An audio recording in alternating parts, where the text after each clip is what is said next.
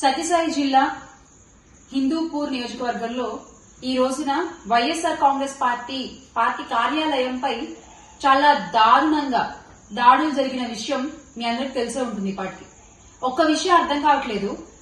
మీరు చేసేటువంటి తప్పుల్ని ప్రశ్నిస్తే, మీరు చేసేటువంటి అన్యాయాన్ని క్వశ్చన్ చేస్తే రిటర్న్ లో ఇలా దాడులు చేస్తారా మీరు?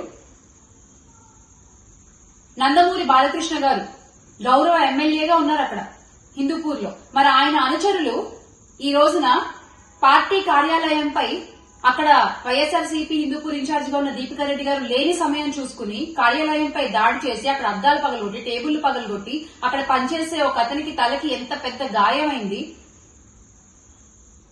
ఏం చెప్దాం అనుకుంటున్నారు మీరు ప్రజలకి? ప్రశ్నిస్తే దాడులు, ప్రశ్నిస్తే కేసులు. ఈ రోజు జరిగిన దాడికి నందమూరి బాలకృష్ణ గారు ఏం సమాధానం చెప్తారు? దీనికి మీరే బాధ్యత వహించాలి. ఎందుకంటే జై బాలయ్య జై బాలయ్య అనుకుంటూ వాళ్ళు దాడులు చేసిన వైన మనం చూసాం చాలా క్లియర్ గా వీడియోలో. అక్కడ లోకల్ గా దీపికా రెడ్డి గారు లేరు అన్న విషయం తెలుసుకుని కావాలని ఉద్దేశపూర్వకంగా ఈ రోజున వైఎస్ఆర్ కాంగ్రెస్ పార్టీ కార్యాలయంపై హిందూపూర్ లో మీరు దాడులు జరిపించారు. ఎందుకు అంటే మొన్న జరిగినటువంటి ర్యాలీ అక్కడ చాలా పెద్ద ఎత్తున విజయవంతమైంది. ప్రజలందరూ కూడా వైఎస్ఆర్ కాంగ్రెస్ పార్టీతో పాటు కలిసి ముందుకొచ్చి ప్రస్తుత కూటమి ప్రభుత్వాన్ని ప్రశ్నించారు కాబట్టి అది మీకు నచ్చలేదు. ఇంకెన్నాళ్ళు ఇలా క్వశ్చన్ చేస్తే కేసులు, క్వశ్చన్ చేస్తే దాడులు చేస్తూ ఉంటారండి? నాకు అర్థం కాదు.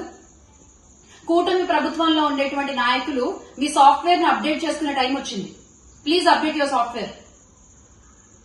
రాజనాల రేలంగి వేషాలు మానేయండి. ఇంకా ప్రజాస్వామ్యంలో ఉన్నామా? ఎందులో ఉన్నాం మనం?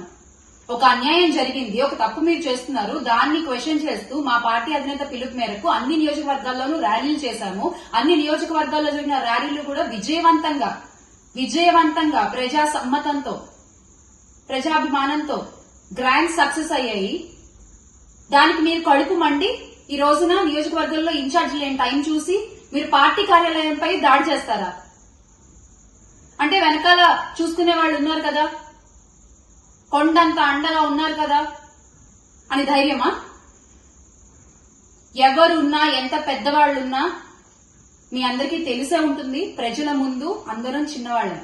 అది గుర్తుపెట్టుకోవాలి అందరూ కూడా.